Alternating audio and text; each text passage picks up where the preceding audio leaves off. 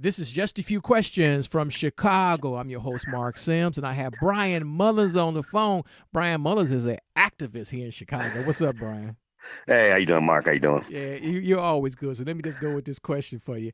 Uh, Brian Mullins, will we see in this country, United States of America, here in Chicago and the United States, throughout the country, will we see some real structural changes to the institutions that run this country where, we have a more equitable society?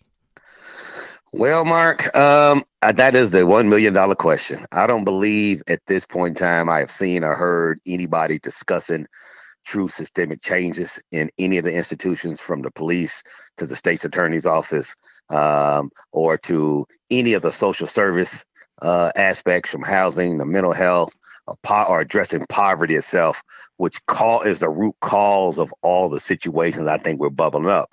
Um, we've talked about changes in the police. I'm 50 years old. I've probably heard changes in the police conversation for 30 years, right? But nobody has the will to make systemic changes. And in my personal opinion, of course, being from Chicago, we can look back and community policing. I think it was in the 90s, early 90s, late 80s, community policing came on the scene under Mayor Daley. It was successful by all means. People liked it.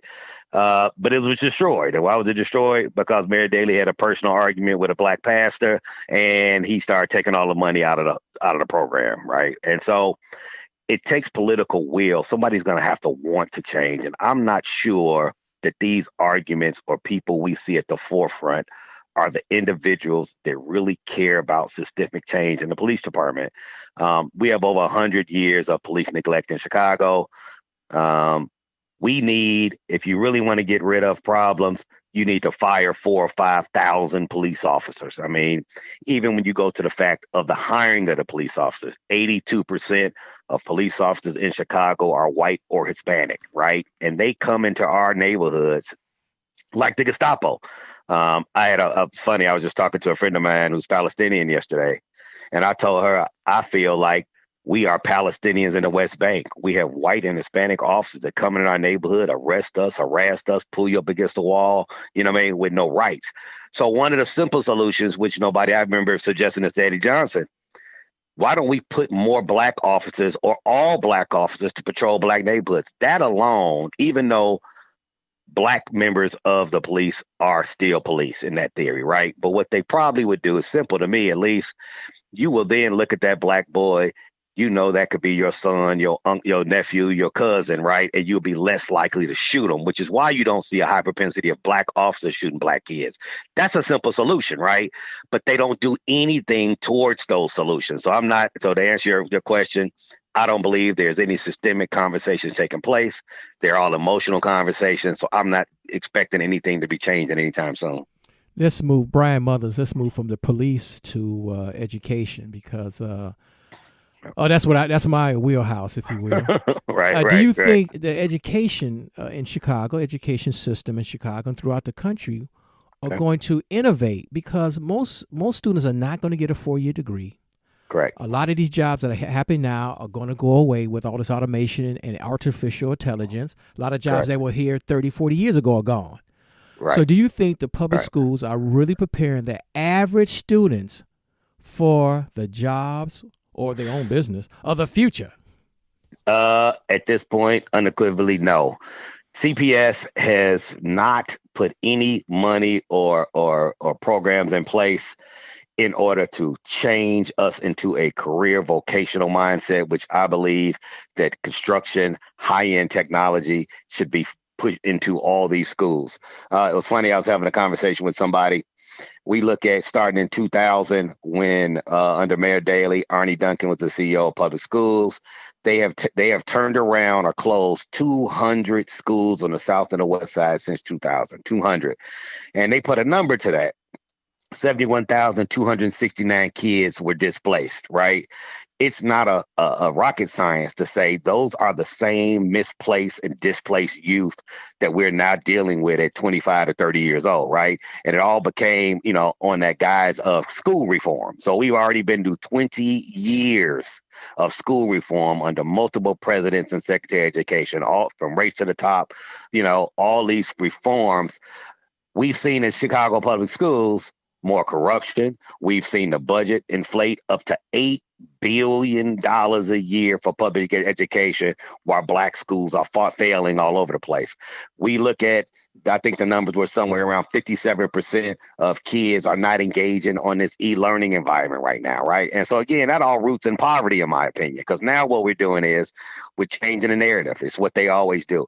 Now you're going to ask parents who are not already, who have never been engaged in their education, may not be educated themselves, to jump into the education of their kids, right? And I think all these are continued fails. But guess what doesn't stop, Mark? Those checks are still cash. This year, even though CPS is not even in session, from the strike on the front time to this COVID stuff, we still spending $8 billion on somebody, right? And so you want to defund the police, to kind of jump around a little bit. Take some of that $8 billion that CPS is obviously wasting because the kids are not being educated, right?